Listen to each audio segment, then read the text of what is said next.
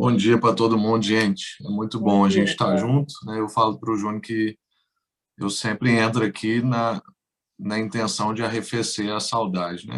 É uma das formas de encontro da atualidade, então sempre me esforço aí, né, mesmo no carro e tal. Mas hoje eu compartilhei em outra igreja.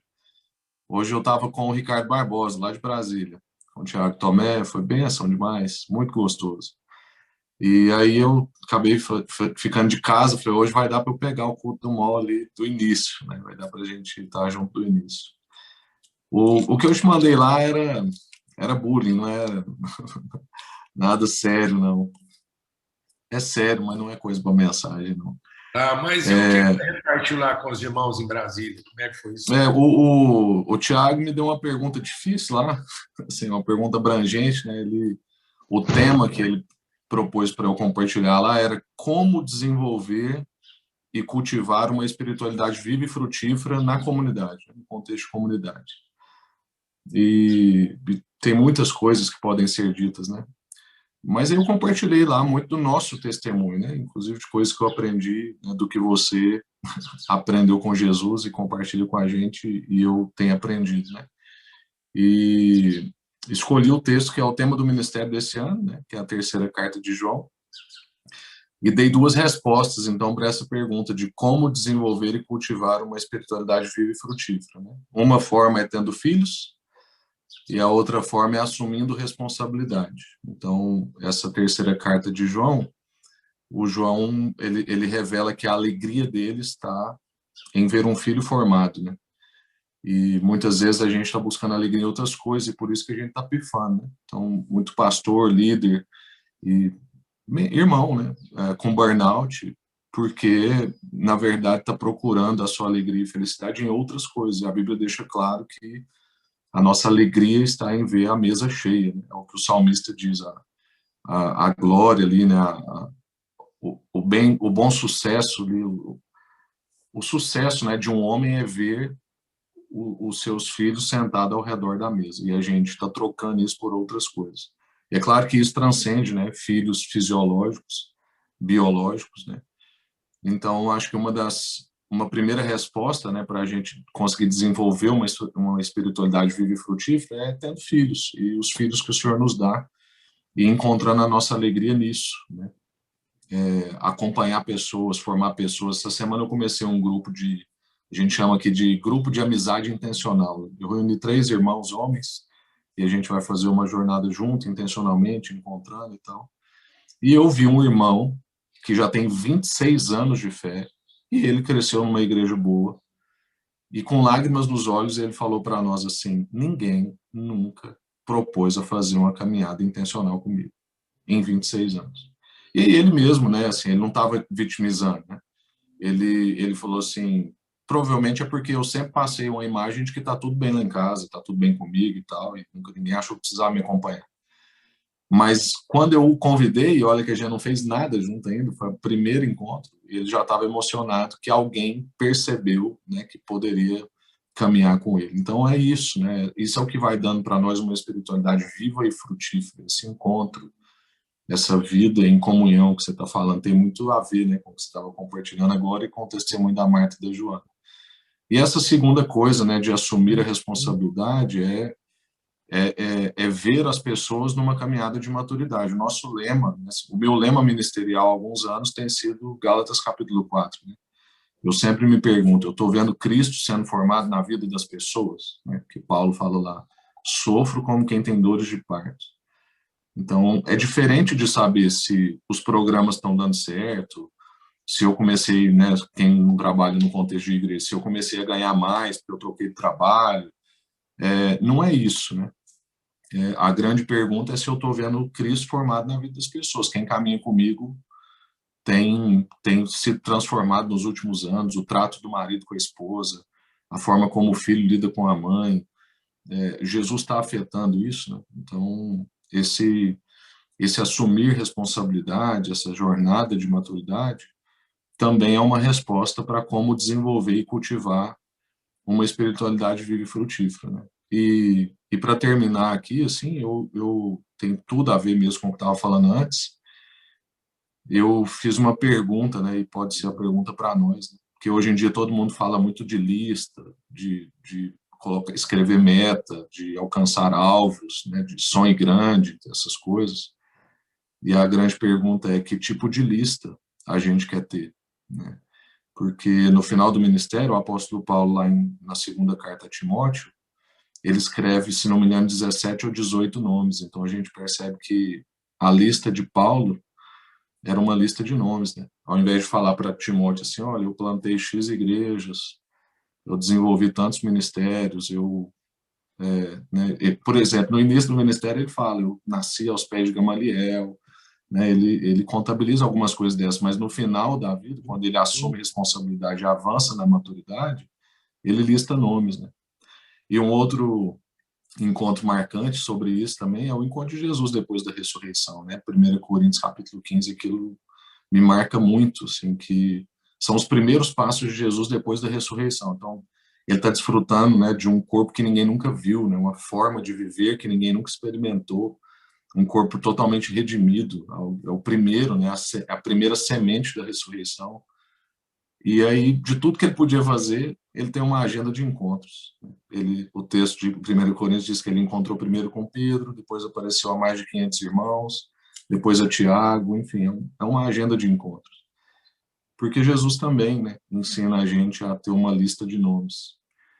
Então é isso. Eu acho que a resposta, né, para essa pergunta que eu compartilhei lá hoje, como desenvolver uma espiritualidade viva e frutífera, é tendo filhos, assumindo responsabilidade, tendo maturidade, fazendo gente madura, para que no fim a gente tenha para apresentar para Jesus não uma lista de tarefas bem cumpridas, mas uma lista de nomes.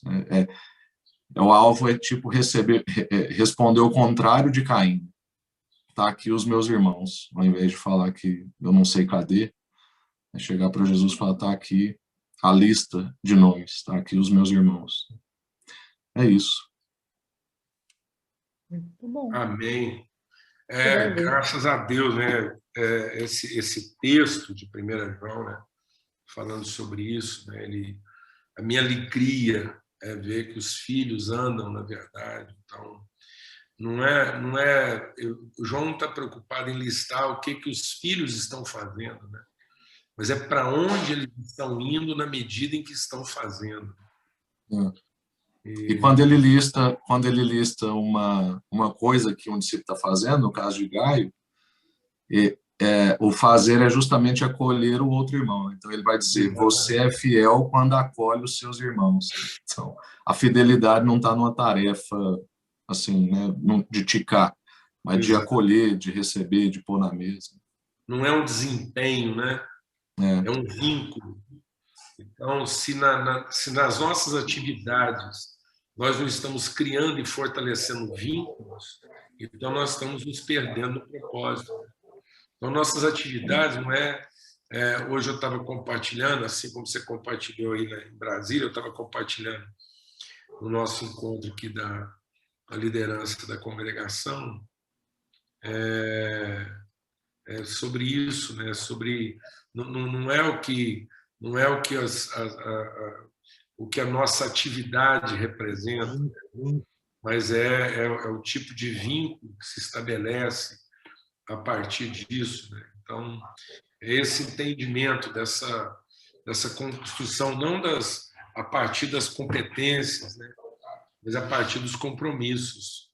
E a gente está privado, né, de muitas competências hoje em dia, exatamente para a gente poder reforçar os compromissos, a gente poder entender onde é que a gente tem essa responsabilidade. E aí é curioso isso, porque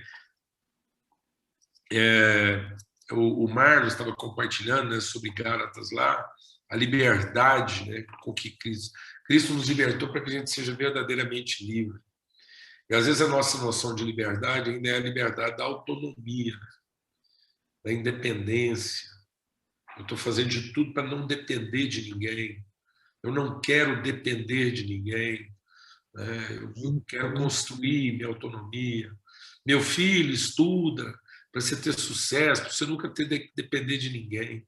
Olha que desgraça, né? Que maldição. Né? criar pessoas independentes, criar pessoas autônomas, né? Se Deus quiser, eu quero trabalhar para que na minha velhice eu possa viver em paz sem ter que depender de ninguém. E isso, na verdade, seria maldição. Por isso que Deus vai lá e quebra a gente, permite algumas enfermidades, algumas coisas, para que a gente não fique autônomo, né? Para que a gente não seja independente de ninguém.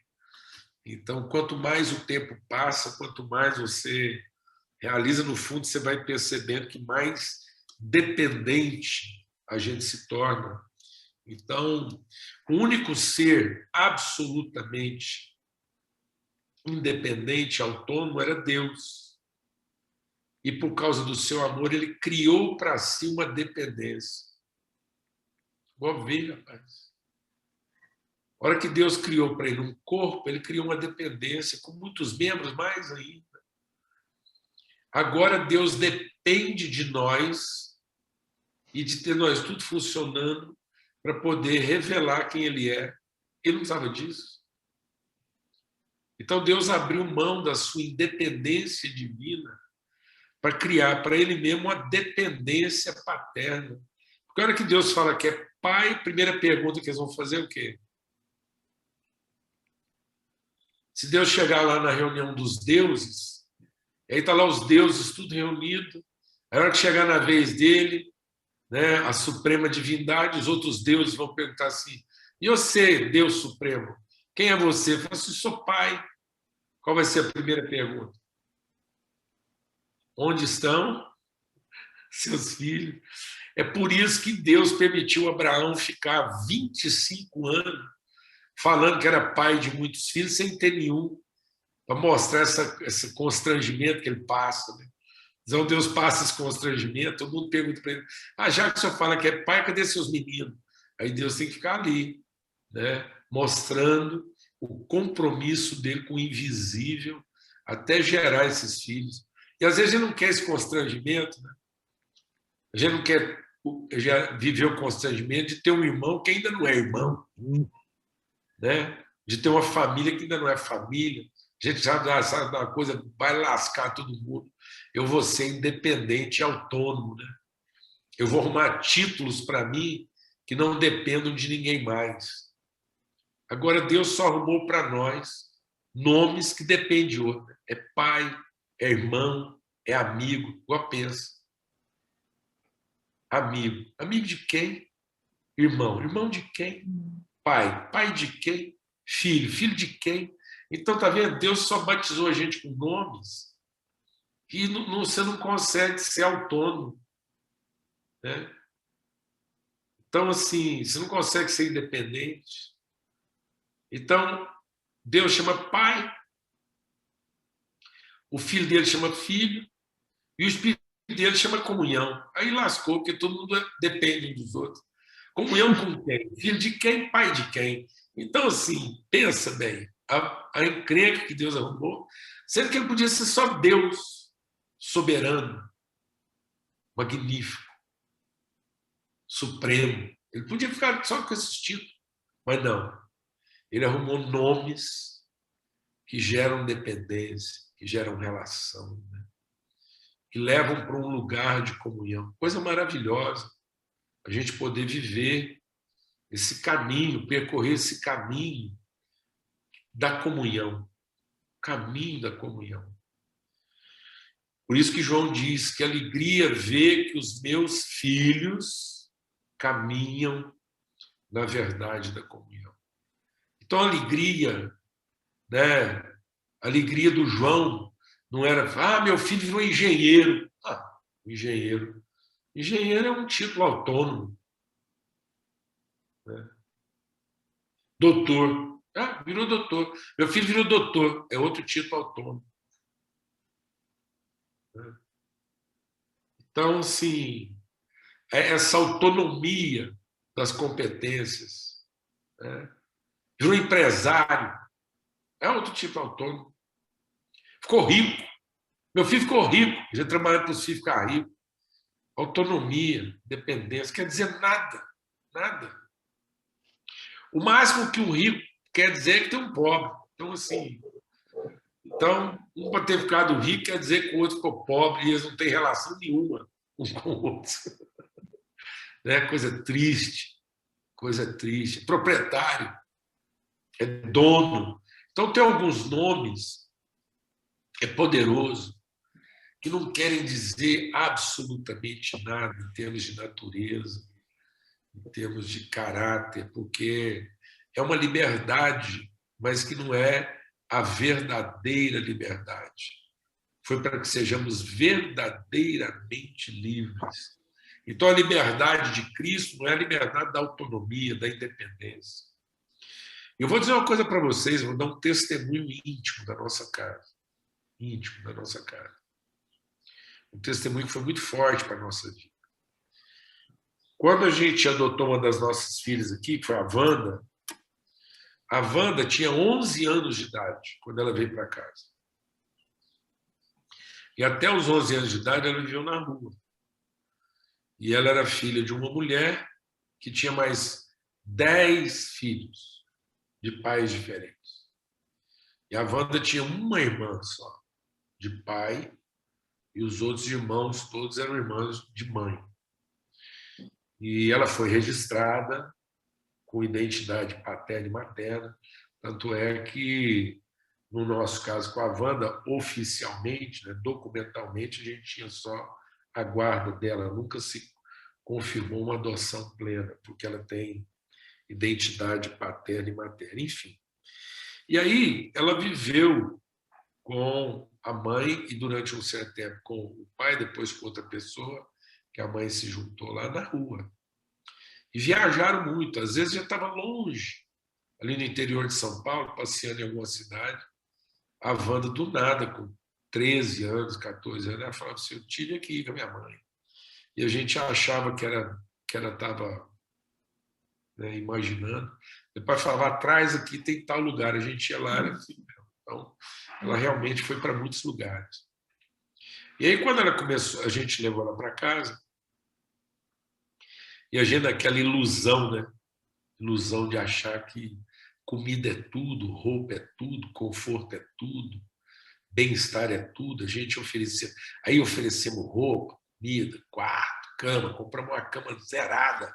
O quarto dela era suíte, ela dormia lá, a Sarinha, tinha um bercinho da Sarinha, e a Wanda estava lá, e era uma suíte. E a gente às vezes entrava no quarto, ela estava dormindo no chão, sem lençol, sem nada. Ela saía, a gente deitava ela na cama com 12 anos de idade, 11 anos de idade. Quando entrava lá de madrugada, ela estava deitada no chão, duro, frio. E eu demorei a entender o que estava acontecendo. E aquilo era uma linguagem. Ela estava querendo dizer para nós que ela queria manter aquilo que é um bem da humanidade que custa caro para muita gente. Se chama autonomia. E muitas vezes as pessoas pensam que quando ficar muito rica, a riqueza compra autonomia, e não compra. A riqueza compra uma dependência compulsória e involuntária. Porque a riqueza compra obrigações. O rico tem obrigações. Ele às vezes não quer ter responsabilidade, mas ele tem obrigações. E as relações dele são relações compulsórias, não são espontâneas. Então, quanto mais rico a pessoa, mais escrava ela se torna de manter a sua riqueza na ilusão de que a riqueza lhe dará autonomia. Você quer ser autônomo? Seja mendigo. Sabe por que muita gente não sai da mendicância? Sabe por que muita gente não abandona a rua, a miséria? Porque ele tem autonomia, ele faz o que quer, hora que quer, quando quer, do jeito que quer, e ninguém vai falar para ele o que ele tem que fazer. E se ele quiser morrer de fome, é problema dele. Agora, o rico nem de fome pode morrer.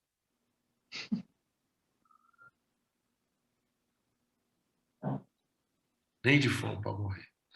Então, assim, o pobre não, o miserável, lá, o cara que está lá, ele tem autonomia. Então, às vezes, a gente está pensando essa liberdade da autonomia, da independência, e não essa liberdade da comunhão, da interdependência, a liberdade de pertencer uns aos outros, construir a vida uns dos outros. E dentro disso que você está compartilhando, essa caminhada aí com os irmãos lá, a espiritualidade é em comunidade. Então você vê, né? A palavra que Deus colocou no nosso coração tem tudo a ver com o que você compartilhou lá em Brasília. A espiritualidade desenvolvida na comunidade. Então, como é que é o tema lá? Era como desenvolver e cultivar uma espiritualidade viva e frutífera em comunidade. A pergunta deveria ser, né? Como desenvolver uma vida desgraçada fora da comunidade? Porque em comunidade a vida é frutífera e espiritual é frutífera. Então, é uma pergunta que já é a resposta de si mesmo, né? Ou seja, em comunidade é a única forma de você construir uma vida e uma espiritualidade frutífera e saudável. Foi a primeira afirmação que eu fiz. Falei, olha, vida e fruto só em comunidade. Só em comunidade. Então, fora da comunidade, não existe. É um ambiente, né, Júnior? Enquanto você falava aí de liberdade, eu estava lembrando, assim, existe um exemplo que eu gosto demais, né, sobre essa coisa de liberdade. Tem um ambiente próprio que Deus estabeleceu para a gente ser verdadeiramente livre, que é esse ambiente que nós estamos falando, da comunidade, da mesa, da comunhão. Né? E aí um exemplo bom, por exemplo, você pegar um peixe. Então, o peixe é livre, ele anda, né? Ele não tem limite ali na questão tanto da oceania ou de um rio. Mas se você pegar um peixe e falar, não, eu quero dar liberdade para ele, vou colocar ele aqui na terra. Aquela liberdade para ele é morte, né? Então tem muita liberdade que a gente está procurando que vai matar a gente. Então o que a gente chama de liberdade está escravizando, está matando, porque Deus escolheu um ambiente para a gente ser livre, né? Do mesmo jeito que a água é o ambiente do peixe, a comunhão é o nosso ambiente de vida. Exato. E sabe, Rafa, é tão interessante que Deus ama a gente tanto nesse aspecto, né, Deus é senhor desse ambiente. A palavra de Deus diz que Deus não permite nada que não seja para nossa edificação. A gente que tem essa ideia de que o pecado tornou o mundo acidental. As pessoas acham que o pecado tirou o mundo e a criação do controle de Deus. Não. Deus, na sua misericórdia, mantém o controle de todas as coisas para usar tudo aquilo que o nosso pecado pode gerar para nos ensinar e nos devolver a sanidade. Então, o pecado, o pecado revelou o seu poder, mas onde abundou o pecado, superabundou a graça. Então, no momento deste pandemia, há uma superabundância de graça. São inúmeros os exemplos pedagógicos que nós podemos aprender. Igual na época de Jesus, para cada geração tem um pecado pedagógico, tem uma doença pedagógica. Para cada geração vem uma enfermidade pedagógica. Nos dias de Jesus, era a lepra, a cegueira, a mudez, a surdez. Era a pedagogia do quê? As nossas doenças fazem separação entre nós. Então, a lepra produzia segregação, a paralisia produzia segregação. Você vê que para levar um paralítico na presença de Deus, tiver que furar um telhado, né? O cego tinha que ser conduzido, o surdo tinha que ser orientado. Então, tudo isso criava uma segregação. As pessoas estavam segregadas. Lembra lá do paralítico? Se alguém não me levar na água que cura, eu não vou ser curado. Então, era para mostrar esse egoísmo, esse individualismo. Recentemente, nós tivemos aí a patologia, né, da AIDS, que era um pecado produzido lá na intimidade. Aí, o que foi a solução? Vamos encapsular todo mundo, vamos encamisar as relações íntimas, né, para mostrar isso para nós. Então, é Deus dizendo, a promiscuidade, a leviandade está fazendo vocês a viver uma realidade aí que faz adoecer no íntimo. Aí as pessoas, em vez de amadurecer a intimidade, encapsular a intimidade. E agora a gente está vivendo uma patologia que ela é de natureza circulatória e nervosa e produz uma sequela respiratória. Então, o doutor Hudson aí pode me corrigir se eu estiver errado, a doença do Covid, ela não é, em tese, uma enfermidade respiratória. Ela causa distúrbios, né, circulatórios e nervosos de comprometimento respiratório. E é mais ou menos isso que a gente está vivendo. A gente está vivendo um colapso na nossa irrigação, na nossa comunicação corpórea. O corpo entrou em colapso circulatório e nervoso, e por isso ele está tendo dificuldade de respirar. Então, o nosso colapso relacional produziu um colapso espiritual, porque espírito é pneuma, é ar, é a capacidade de soprar e de inspirar. É a capacidade de expirar oferecendo vida e se inspirar recebendo vida. Então, nós estamos entrando em colapso respiratório, porque nós já estávamos em colapso circulatório e nervoso, ou seja, nossas conexões e nossa circulação estava totalmente comprometida na medida em que nós não transitamos em favor uns dos outros e não nos conectamos uns com os outros. Então, isso causa uma ruptura daquilo que é mais essencial à vida. Nós tínhamos que estar aprendendo isso e não aumentando, né? Então, nós tínhamos que estar prestando mais atenção, fortalecendo os meios de comunicação e de circulação, né? Criando alternativas capilares. Então, quando a gente entra num colapso, e disso eu posso falar muito bem, quando você tem uma veia principal colapsada, olha que coisa maravilhosa, isso é pedagógico.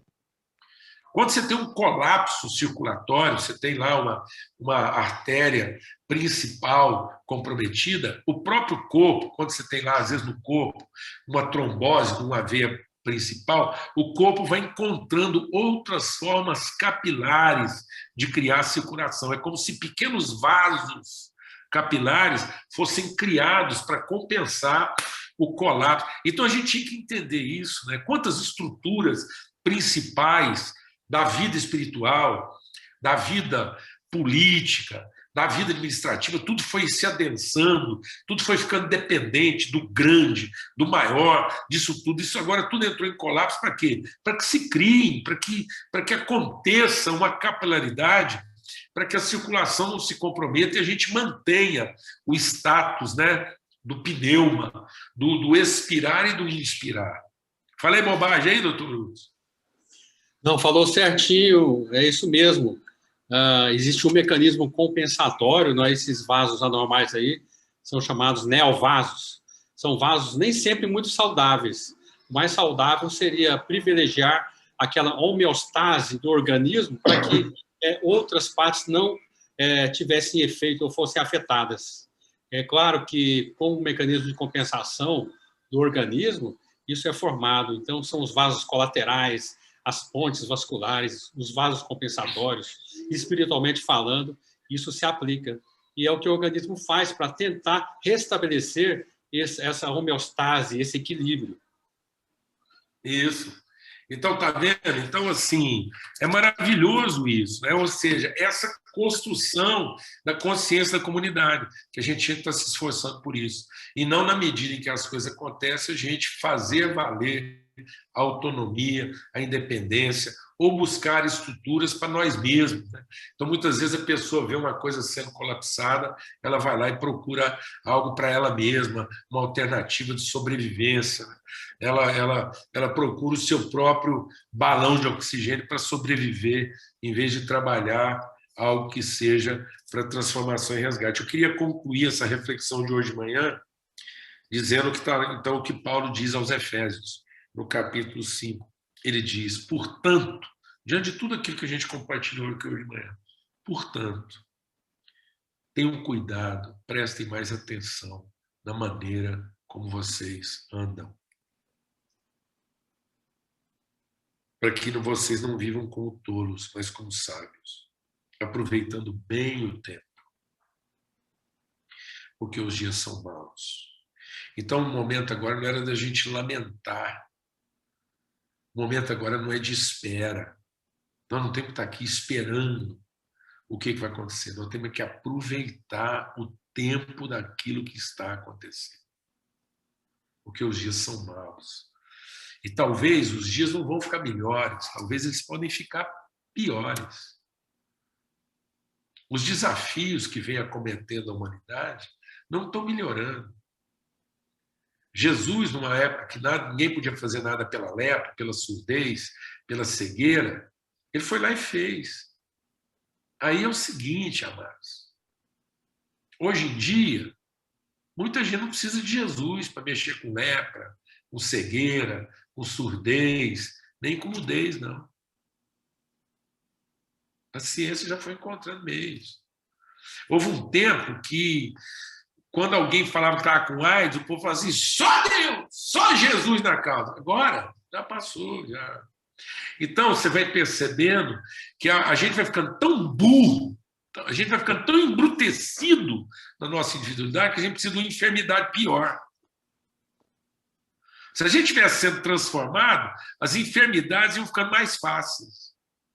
O mundo ia terminar tendo só resfriado e uma rinitezinha, uma alergia. Se o ser humano tivesse sendo transformado, o mundo ia acabar com alergia, pólen, você espirrar, pólen, mudança de temperatura. Mas não, porque a gente não muda, a gente não entende, a gente não aprende, as enfermidades estão ficando piores. A cada nova onda, ela tem que ser pior para nos chacoalhar, para nos perturbar. Né? Então, agora, parece que nós estamos vivendo em Marte. O ar está aí, mas a gente não pode respirar ele, porque ele está contaminado. Como é que fica? Eu acho que esse trem de máscara, isso aí não. Eu acho que agora vamos ser uma... A gente já era meio disfarçado, mas agora vamos ser meio mascarado. Trem de máscara aí, isso não acaba fácil, não. Pode falar assim, acabou a pandemia, está todo mundo vacinado, ninguém vai contaminar. Tem alguns procedimentos agora que máscara não sai mais, não. Eu acho. Vai dar uma melhoradinha, sim. Mas dependendo, você vai num festão danado, aquelas mulheres tudo bem bonitona, produzida, e uma máscara, Chanel, Louis Vuitton, não é máscara. Então, já vai incorporar isso. Tanto é que as empresas aí já estão faturando alto, vendendo máscara personalizada e sofisticada. Então, tem certas coisas aí que vai virar acessório mesmo. E como foi com a camisinha. O que antes era uma circunstância, a camisinha era uma circunstância terapêutica, virou cultura. E aí Paulo diz, os dias são maus, por essa razão não sejam insensatos, mas procurem compreender com a vontade de Deus. Portanto, não se encham de barbitúricos, não se embriaguem, não fiquem bêbados, não se distraiam. O bêbado, amado, sabe o que é o bêbado? É o autônomo. O cara fica embriagado para ficar autônomo. A cachaça, o vinho, é o caminho barato da autonomia e da independência. Porque ninguém pode responsabilizar um bêbado, a não ser ter bebido. Porque depois que ele ficou bêbado, ele não tem compromisso com mais nada. Ele tinha antes de ficar bêbado.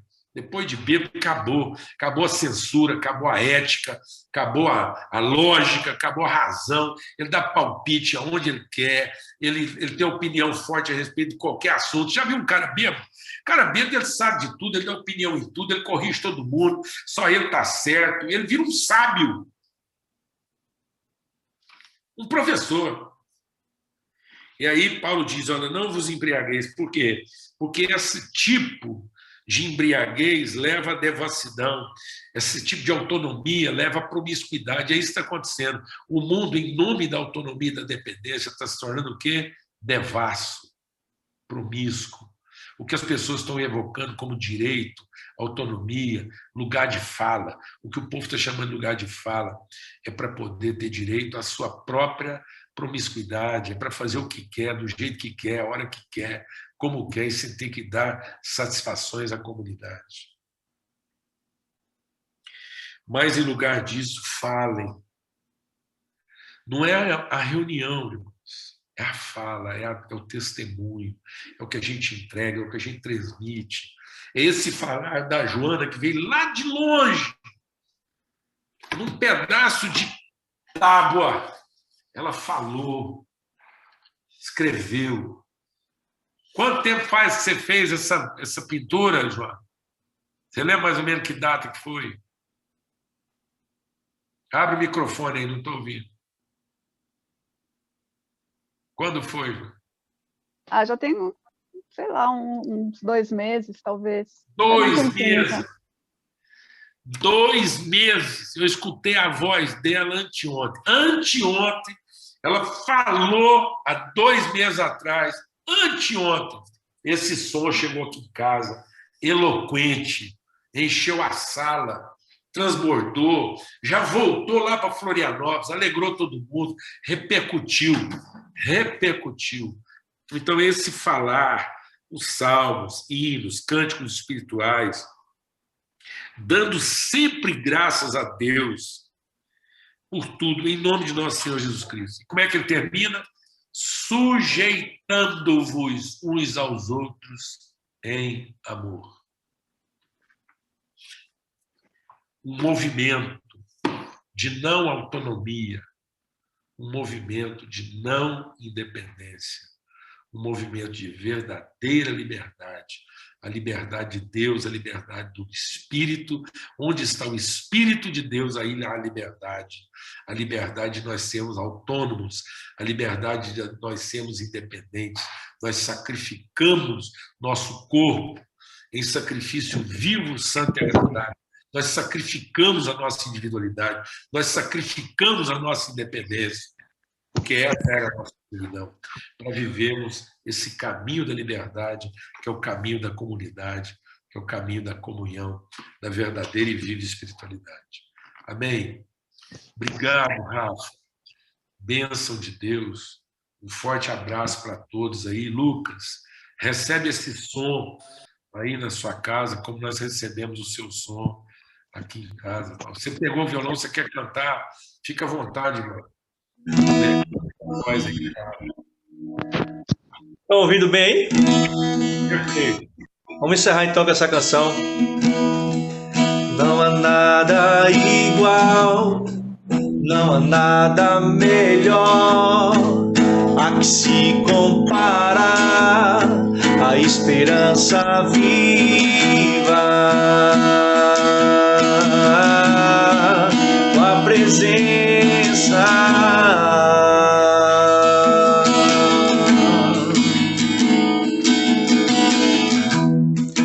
eu provei e vi o mais doce amor que liberta o meu ser e a vergonha desfaz. Tua presença,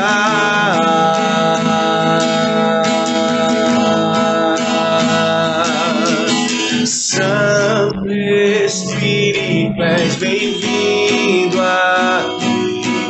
Vem inundar, encher esse lugar. É o desejo do meu coração, sermos inundados por tua glória, Senhor. Não há nada igual, não há nada melhor a que se comparar a esperança viva. Tua presença,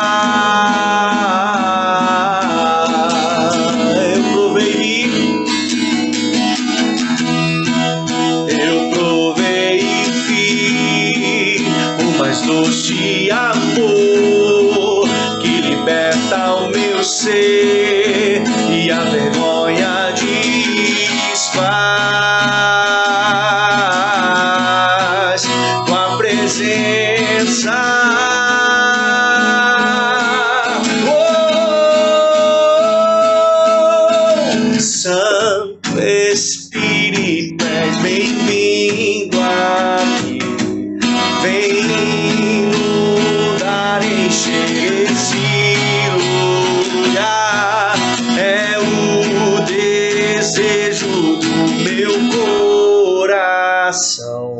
sermos inundados por tua glória, Senhor.